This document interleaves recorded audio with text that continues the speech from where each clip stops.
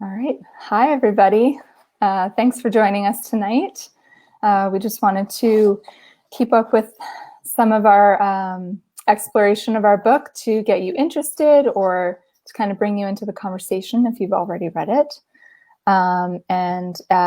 It's occurred to us as, we're trying to tell people about the book right now that we talk a lot about grief in the book, obviously, because of the loss of Kirby, but people have been experiencing all different kinds of grief in this pandemic time. So we feel like, hopeful that maybe we'll have a lot of things to share with people about grief through the book.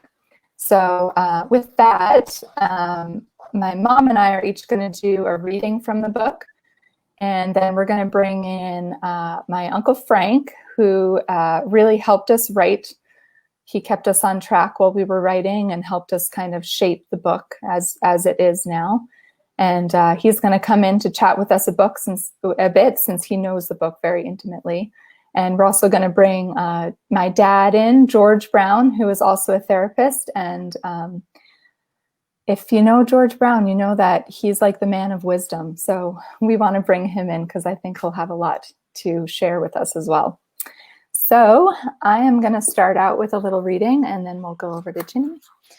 So this is from the early section of the book, the Finding Out section. And this is kind of leading into the wake and funeral that we had. We made the funeral preparations, ones we had spoken about and ones we made on our own, without Kirby's body physically there. When she finally did arrive, we went to see her.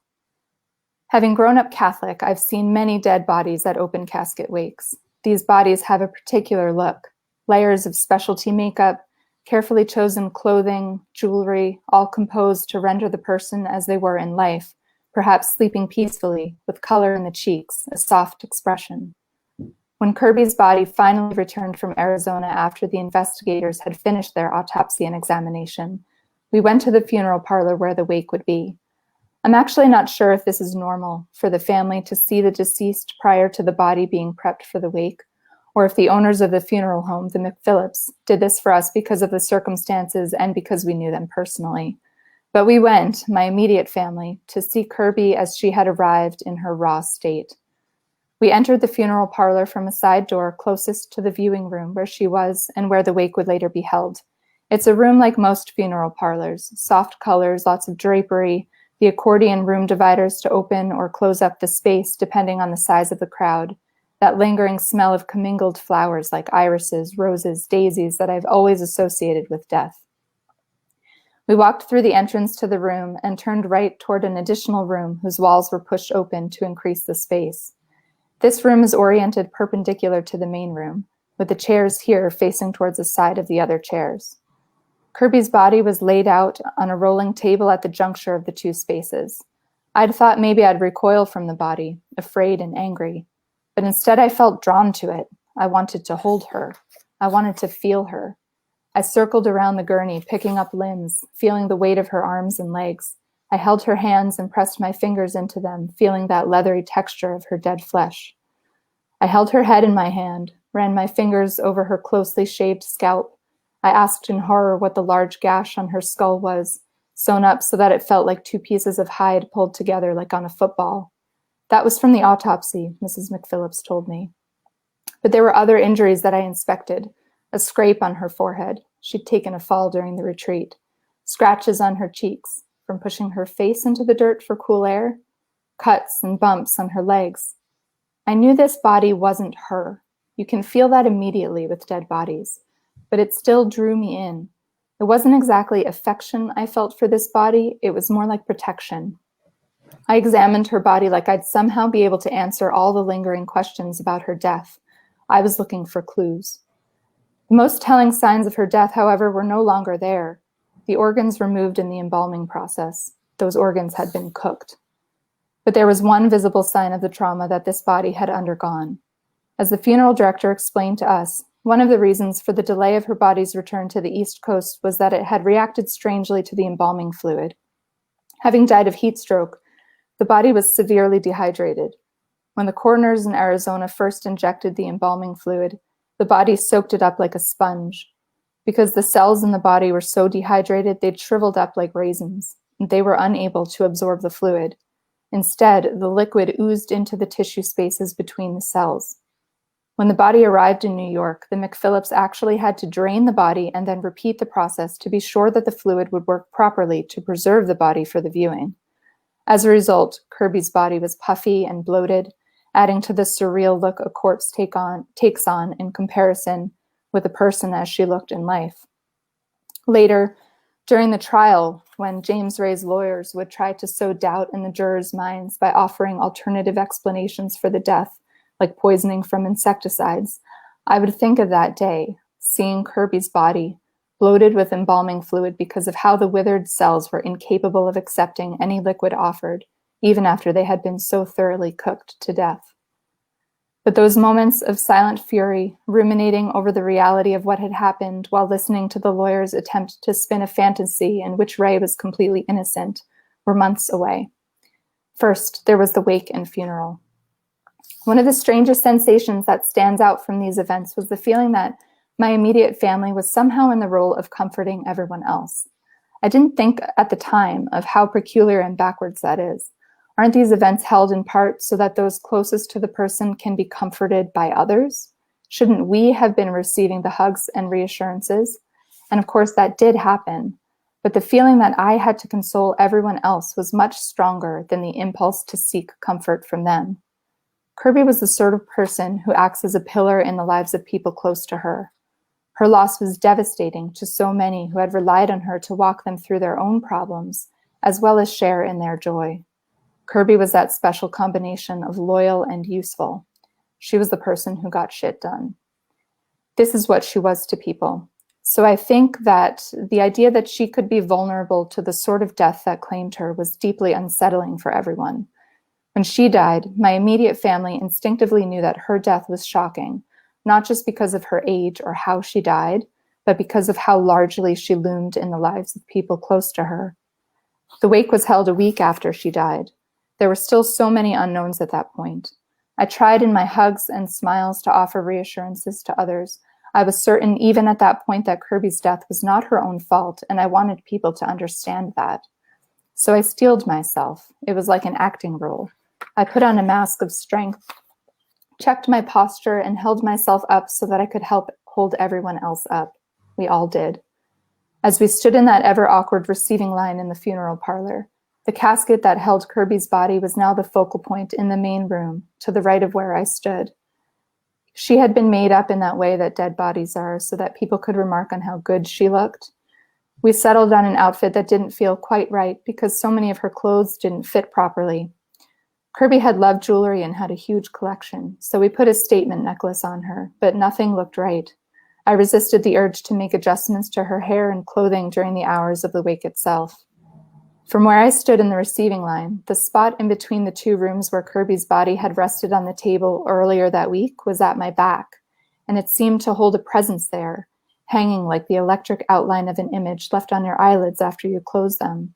I felt like I was guarding that spot of lingering energy while I shook hands, gave hugs, and air kisses. Because although I wanted to reassure people that Kirby was still who they knew her to be, there were things I couldn't say or didn't really want to say. For example, we decided to put a wig on her body, thinking that the sight of her shaved head would be too disturbing. That stubble prickled like a secret in the casket.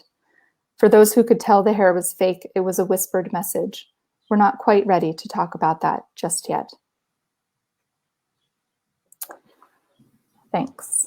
And now I'll go over to Ginny and let her read from her grief section. Yeah, I'm going to read from chapter 5, and it begins with Kirby's own words.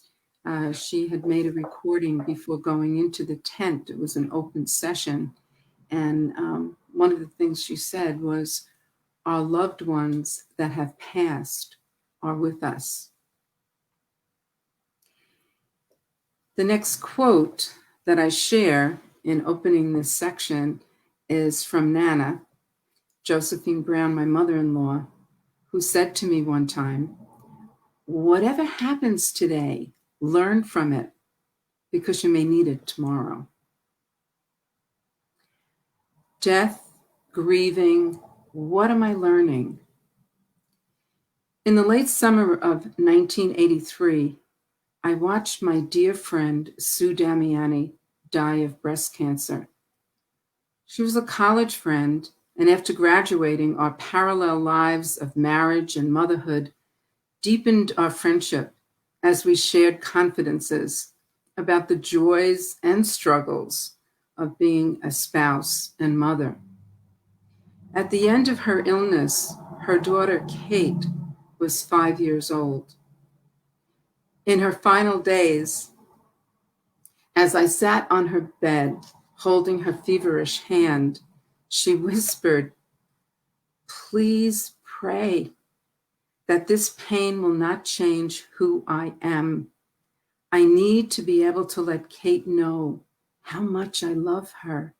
I still need to be me." I still hear her voice.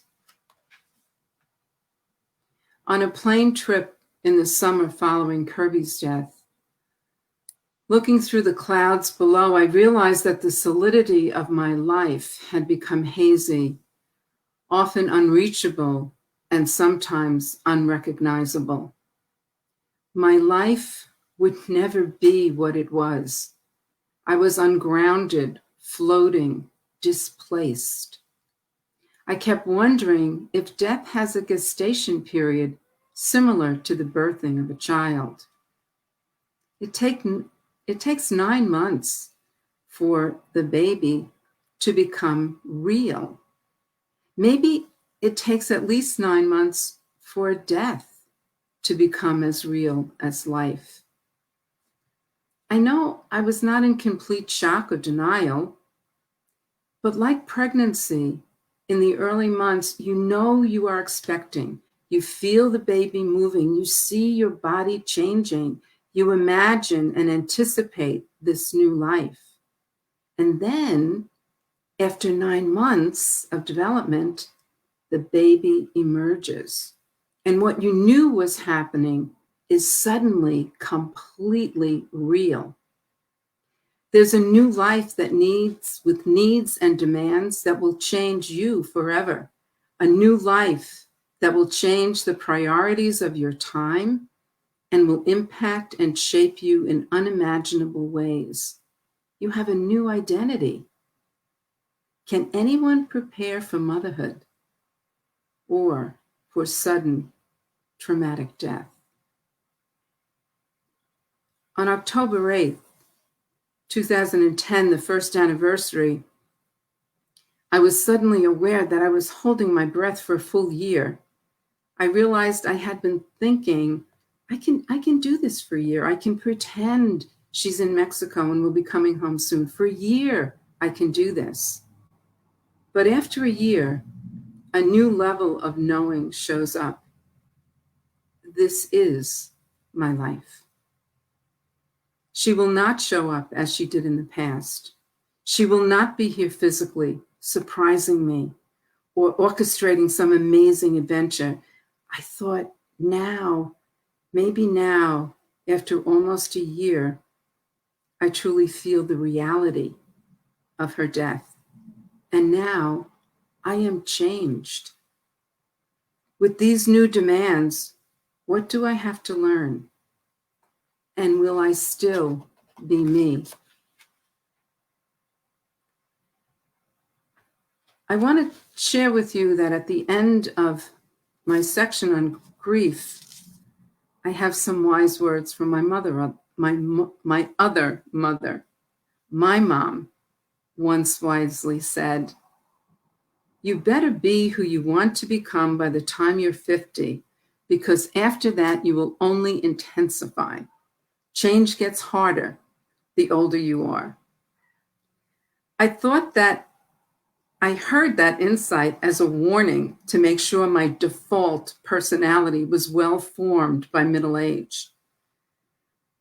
My personal default are my beliefs, which are largely unquestioned, having served me well over time, and my basic attitude about life that has come to make sense to me. Defaults operate without conscious decisions. If you want to change the default on an electronic device, you have to actually choose another option. I like to think that as I get older, my immediate personality default has been to understand before making a judgment, to choose love over hate, beauty over ugliness, people over things, joy over sorrow, purpose over pleasure, optimism over pessimism, faith over egocentrism. It is for this reason that I sought out counseling and spiritual guidance a few times while grieving. I found myself struggling to be the me I want to be. Talking to another person with proper training can be a way to dispel troubling emotions, untangle confusion, and choose responses, not reactions. It is a way to reboot my default to the settings I want it to be. This pain may teach me, but ultimately it will not alter my essential self. I am still me.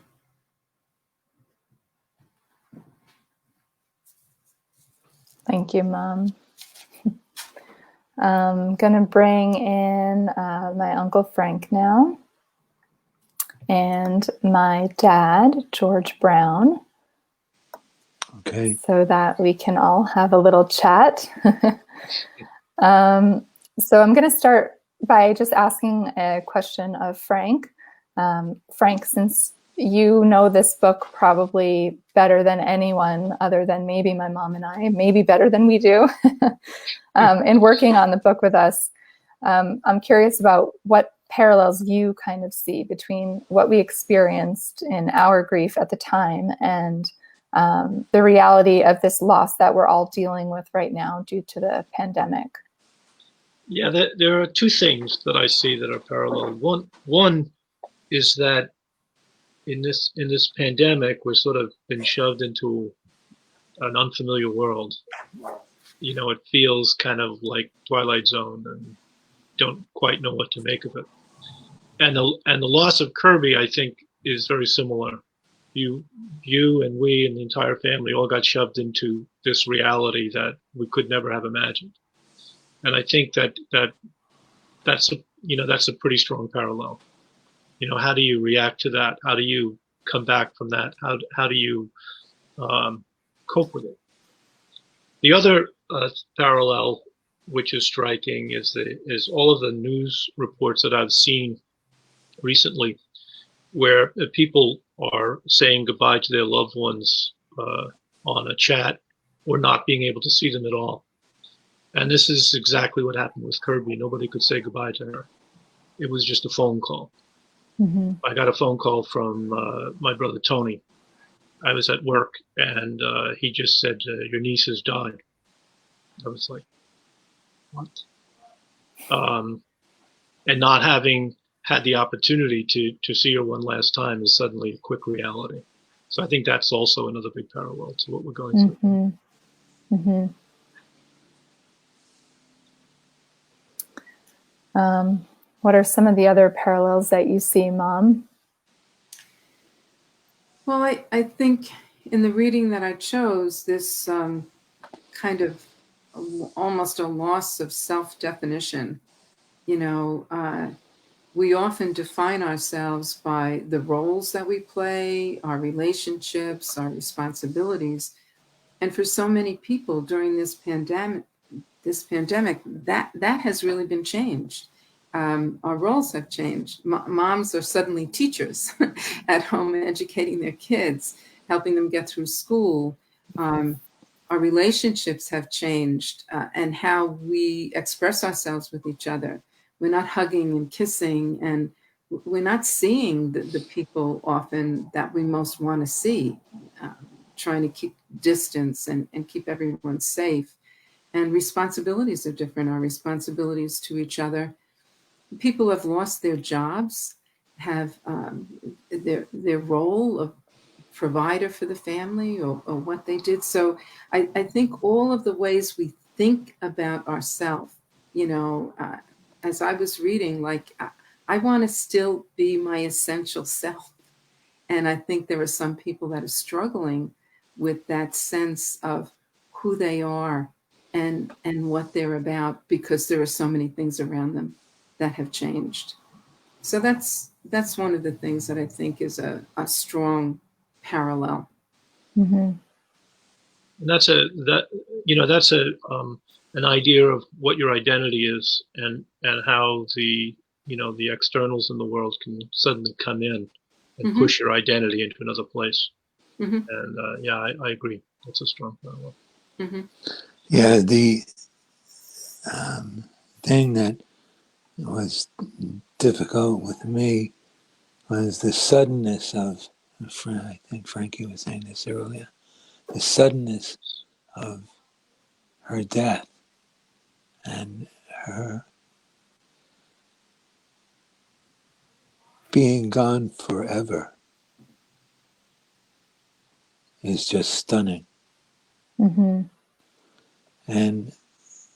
And yet, I think there's a piece of, I think it was mentioned, we have been raised in the Catholic genre of church and belief. And one of the most important elements of Catholicism is fidelity.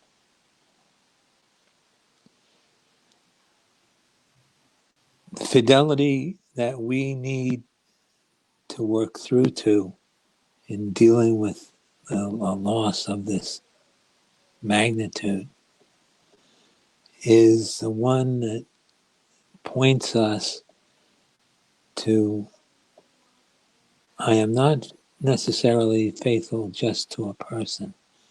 I'm faithful to their love of us and our love of them. And that mutual sharing of the bond, then and now, will carry us forever forward.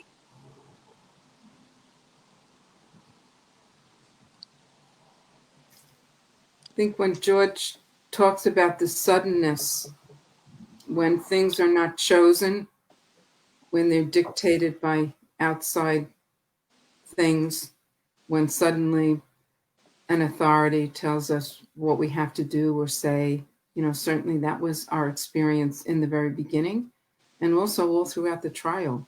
Mm-hmm. What we could do, what we could say, what we couldn't say, dictated by someone else. It was a change in our life that we didn't choose. And it was sudden, and it needed to be responded to right away. Mm-hmm. I think one of the things for me that I see right now is that kind of suddenness of something that was there and everything that you knew suddenly being different. It is very disorienting. Mm-hmm. And a lot of people, when they talk about grief, they talk about being in a fog for a long while after. I remember, George's mother, my Nana, after Pa died, her husband, she said she thought that it rained for a year after Pa died. And she couldn't really remember things from, from that period of time after he passed away. And it's like a fogginess that happens, I think, after that kind of disorienting loss. Mm-hmm. I know I felt that very strongly after Kirby died. For me, it was 2 years. Mm-hmm. And it was, basically the 2 years that we lived in Van Cleek Hill before we moved. And, we had to just make a very sudden break in our lives to decide to move on. And I think that is something that a lot of people are experiencing these days. Mm-hmm. The pandemic kind of all forcing us out of our routines, into our homes. Perhaps we've lost jobs or our jobs have changed completely. it is very disorienting. And I think a lot of people have been feeling that kind of fog of like, it's hard to focus. It's hard to plan anything. It's hard to, get your mind around just even doing like the normal things you used to do. Somehow everything is more complicated or more difficult. And that's a big parallel that I see right now. And I think with that loss of routine, Jean, is also how death totally disrupts the flow of life. So certainly, and for us, the invasion of media in our life became disorienting. And I feel like media has invaded everyone's life with this pandemic. The information is often conflicting, it's confusing, and the decision to stop even listening is something that people need to do, because I think that the confusion also creates anxiety. When we don't know what's next, when we can't anticipate what the future is. I mean, not that we can't control everything. I mean, I think most people know that, but you have some idea of where you're going. And when a sudden traumatic death like this disrupts your future, or this kind of pandemic disrupts what you think tomorrow will be, or what the fall will be, or when we're going to see each other, it's very anxiety provoking. So, as a therapist, quite a few of my clients, there's a lot of anxiety at this particular time. And I also think, go ahead, George. Following that anxiety comes the anger. I call them pandemic feelings. The feelings associated with the total loss. It feels like I went to bed one night on a Monday night, and I woke up a day later, and the whole world had changed. Who I could see, when I could see them, gone. That kind of shock is, I use the word stunning. It is stunning, and it's awe-striking that all the markers that we use to define ourselves and define our relationships are upside down. And it feels like there's not a whole lot we can do about it. Yeah. But that kind of that idea of fidelity, and Ginny, your idea of will I still be me, connect in this way. The world might be turned upside down, but am I going to be defined by the trauma, or am I going to be able to still be me in this new circumstance? Right. And Jean, early on in the book, and in a couple of different places in the book, you talk about the first coming to terms with it, and standing in front of somebody in a store and saying, "Don't you know that I'm a person that lost a sister?" That's who I am now. Now I'm a person whose sister has died. And how do you, and Ginny, what's the gestation period for you to get back to yourself? After that trauma. I think George talks about the anger, and I think sometimes it's really huge anger, and sometimes it's just I'm prickly, I'm annoyed, I'm irritated, I'm snappy, my sleep has been disrupted, I'm not eating the same way, and all this anxiety just it's so uncomfortable. It's just uncomfortable. And I remember really struggling with that. And I still struggle with that when some of these feelings of Kirby's death and what we went through, kind of wash over me. And I'm seeing those same kinds of feelings emerging as we're dealing with, I just want to go on vacation, and Jean can't come to Long Island because the borders are closed and it's just not fair. And, so there's, there are similar feelings that get brought up to the surface. And it's something that I talk a little bit about in the grief section, that, one loss ignites past losses. Yeah. I think we probably all have some stories right now of people freaking out in the pandemic, whether it's us or other people. I had a man, we have street parking, and I parked in front of somebody's house down the block, and he says that it's like his parking spot, but it's not. I wasn't blocking his parking spot, but he says that I was. And he came out, we went to move the car, he came out, and he was like, just enraged. Like it was crazy. He was just enraged. His daughter came out and had to pull him back away from me. And I was like, I'm moving the car. And I know other people have had, incidents like that lately at the grocery store or just whatever. And everybody's a bit on edge. So that's definitely. A friend of mine was in the grocery store, and the aisles were all one way, right? Yeah. And he passed something, and he had to go back, and there was a woman behind him, and she said, "You can't, what are you doing?" And he said, "Well, I just need to get the mayonnaise," right?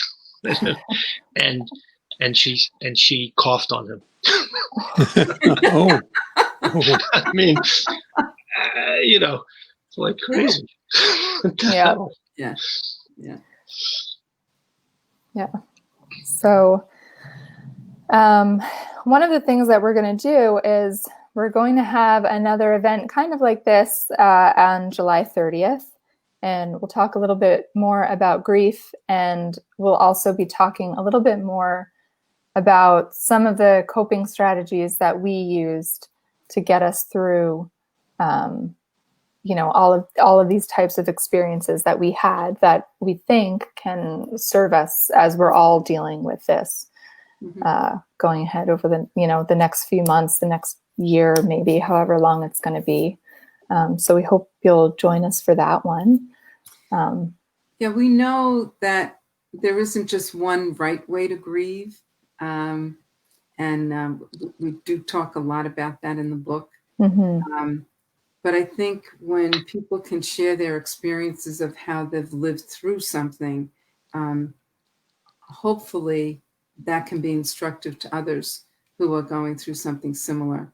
So that's really our hope, that in sharing our experience, some of that might resonate with others during this time of dealing with grief, and maybe in processing other situations of loss in your life. Yeah, I'm sure that the question of does it ever end is an important one that needs to be discussed. Yeah, for sure. When people talk about losing someone, they talk about the concept of closure, and you realize that there's no closure. This is something that happened. This is something I have to learn how to live with. Yeah. And people keep using the expression now, we have a new normal. Things I don't think will ever be the way they were before. I think this experience is going to change a lot of different things in our life. So you're right. It isn't like this chapter now is over and we can close the pandemic experience, and all that went with it. I think we're going to have to learn to incorporate some of what we've learned and approach life in a little bit of a different way than we've done before. Do you have some thoughts, Frank? I think there was something you wanted to read. Does that work now? Or? Well, yeah. I mean, one of the questions you had asked me via email was there anything during the creation of the book and all of our meetings, was there anything that surprised me? And nothing surprised me except for the consistency of your voices. Jean's ability to observe. I think Jean has a real writer's consciousness. Her ability to observe and make sense of small things. the fact that that kept happening over and over surprised me. and then Ginny, your honesty, the raw, straightforward way that you dealt with this journey and how you documented your journey was also surprising to me. Constantly uncensored, you know. So I thought that those are the voices that really ring throughout the whole book, throughout the whole journey of the book. And I wanted to read one part. Yay! I wanted to read one part of Jean's to sort of illustrate how these small observations become larger. And this is from the end of the section that Jean was reading. It is the day of the funeral. It is after the formal funeral and the reception, and back at the house when things got a little bit more sort of not Jean describes it as loosening. I would describe it as more trying to combine both joy and grief in that part of the celebration. So here goes. After the more formal reception across the street, the gathering continued at my parents' house and loosened up. We moved furniture and made space for musicians. Again, it was fun and beautiful and sad all at the same time. Beverly sat on the stairs out of the way, and I was very conscious of her presence there. I don't remember how long I stayed up that night, but there's just one moment that was everything for me. We moved the couch back against the staircase. At one point, when I looked toward the stairs to check on Beverly, I saw Kirby's friend Eric. Eric was the boyfriend, now husband, of one of Kirby's dear friends, Tammy. Tammy sparkles. She's energetic and lively. She'd always be right up along dancing with Kirby at the concert or the bar or the party. Eric, on the other hand, is a wallflower. At that point, I hadn't spoken much with Eric, and the match felt odd to me, as it had to Kirby, until she'd gotten to know him better. She assured me he was cool, but I had not had more than polite, small talk type conversation with him, even when his family helped out with my wedding. But when I checked back to see Beverly, it was Eric. There on the couch, he sat still, his hands in his lap. Very little expression, but tears were streaming down his face. That was the first time I'd really seen him. Naturally, Kirby had shown. Beautiful. Thank you. So looking ahead to our July 30th event, we'd like for all of you to think a little bit about, questions that you might have, or even observations that you have about kind of what we're all dealing with, whether you've read the book or not yet. We'd love to hear, some of your thoughts on what you'd like to hear us talk about, or if you have any ideas about the things that have been helping you through this period of time. So this video will be up on our book page, and we'll put it on the Seek page probably, and you can comment on it with any of your thoughts or ideas. Great. Yeah. And we're also planning a real book discussion the end of August. So that will be a Zoom book discussion. So all of you can actually be on the screen and speaking and again, questions, comments, but we wanted to give people more of a chance to have purchased the book, to have read it, absorbed it, and then, and then later in August, we'll have a discussion. So all of these invitations will be up on the website. They'll also be on our Facebook page. Jean does a very good job of this. This is not my department at all. So Jean will get the information out. We want you to know who Kirby is. And we really want to share our experience with you, with the hopes that it will be helpful to you in whatever journey you're taking now that involves loss. Mm-hmm. All right. So thank you, Frank and George. Dad, I'll start working on getting you your own podcast. And thanks to everybody who joined us. And we will talk to you later. Have a great night. Very good. All right. Good Thank night. you. Good night, Okay. all. Good night.